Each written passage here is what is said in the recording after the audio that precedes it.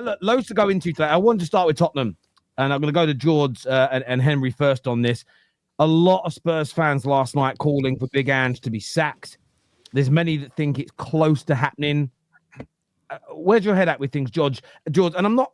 I want to sort of frame this question in a way of, I don't think any of us on here, any of the viewers, are suggesting if you sack him, you're going to become world beaters. But is it still right, in your opinion, to look towards sacking the manager? No. And I look at this holistically, and obviously people have seen, I've not been on the show for a few weeks, but whenever I have come on, I've maintained the view that I think Ange is the man to take us forward. I don't feel like you can look at the most recent results and sit there and point at the manager and say he's the problem. I definitely don't think, I think he's a part of the problem currently, and he's not helped himself in some situations, like when he come out yesterday in the press conference and said, who else do I use at centre-back? We have England under-19 captain in Alfie Dorrington. There's definitely options out there. We have Ashley Phillips on loan at Stoke City right now. There's definitely options available, although they may not be to the level required of what he wants. We have options available of young players that can come into the fold and play centre-back.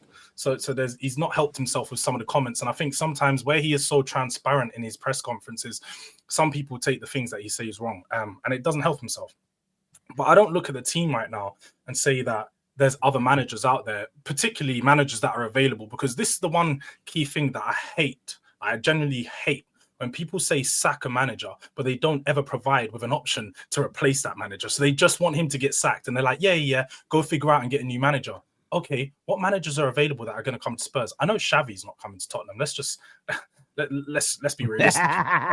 Sorry, how do you know that? No, I'm just going to be totally honest about it. Yeah. Xavi is not coming to Tottenham, especially at this point of where we are as a club. We can't attract Xavi.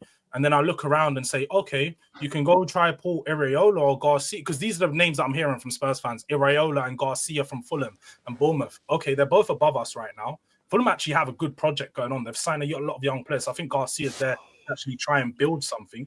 And Bournemouth, I don't see him getting pulled out of a job mid-season in a place where Spurs are below them.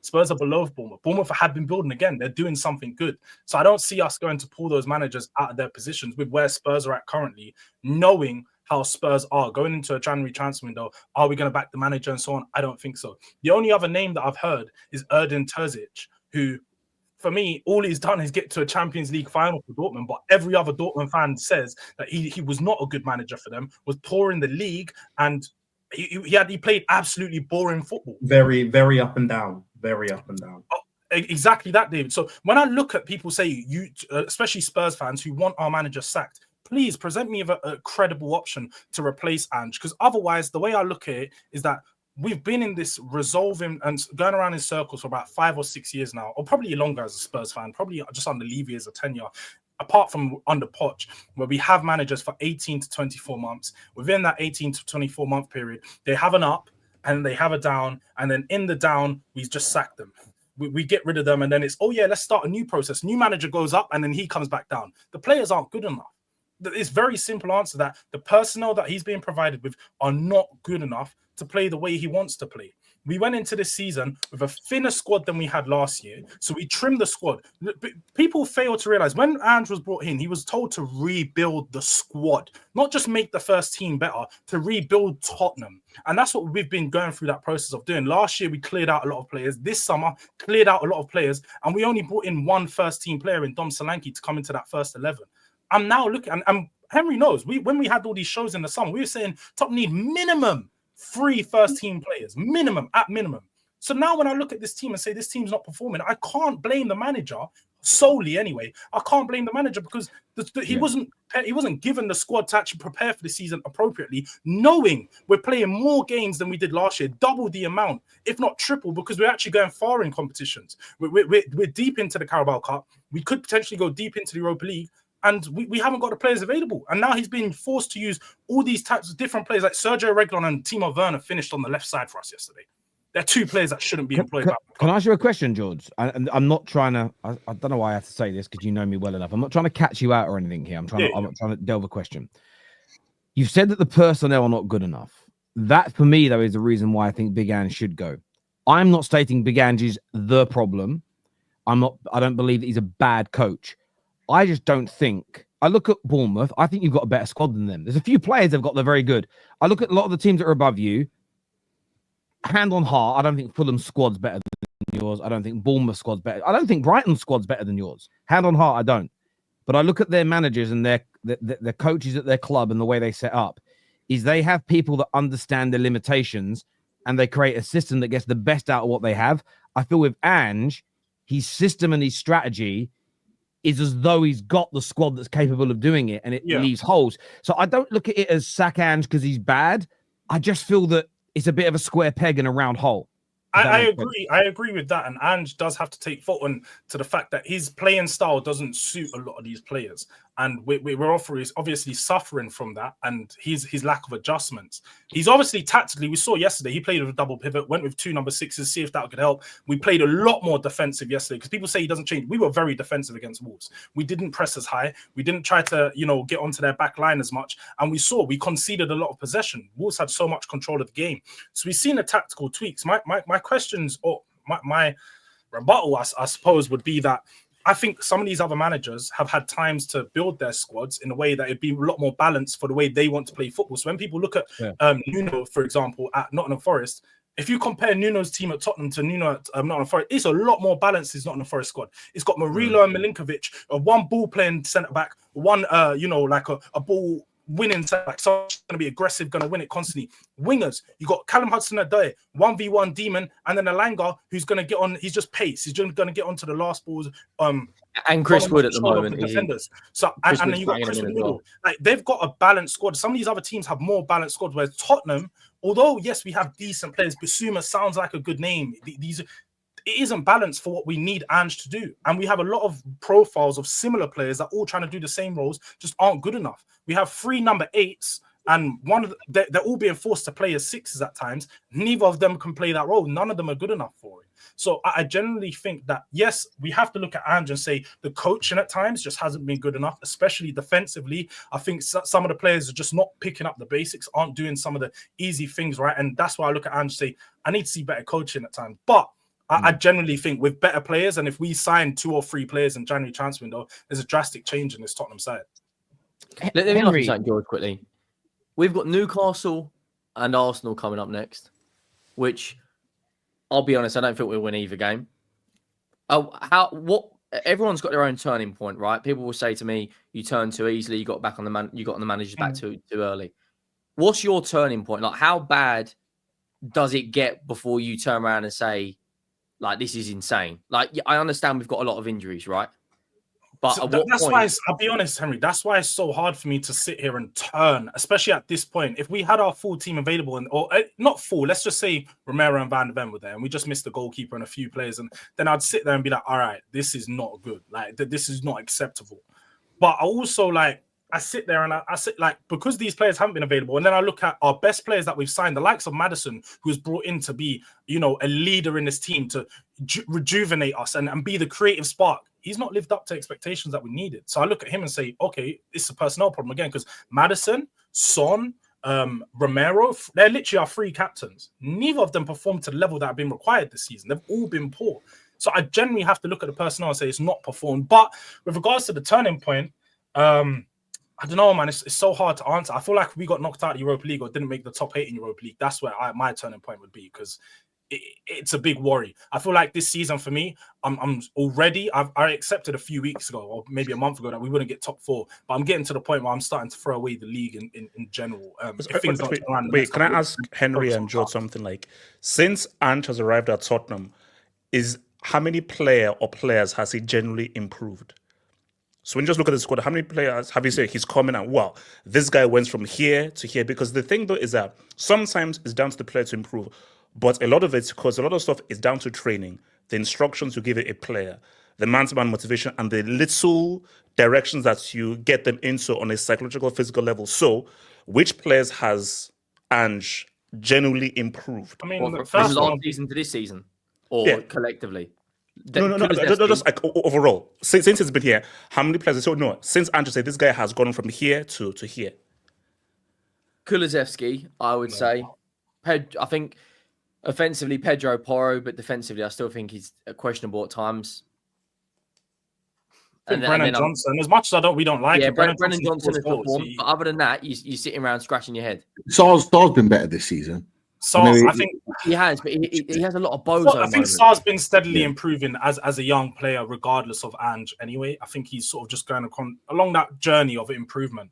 But outside of that, I feel like he's not really had the impact or had the chance to have a massive impact on a lot of these players. Because like Udogie, I thought he was brilliant last year under Ange, but this year he's been playing with injuries. He's been forced to play every single game, not be sharp. And then now we've seen he just caught an injury last game because he's sort of playing through this he's playing at 50% consistently. So I feel like he would have improved, but he really hasn't had the opportunity. And again, there's a few like the centre backs. I think Van Ven would have been one of those that would have improved. But again, but I think the points that Terry made, which is why I think like you should think about, is that Tottenham's squad, quality-wise, even with the injuries, is not worse than Bournemouth, Brighton, and Nottingham Forest.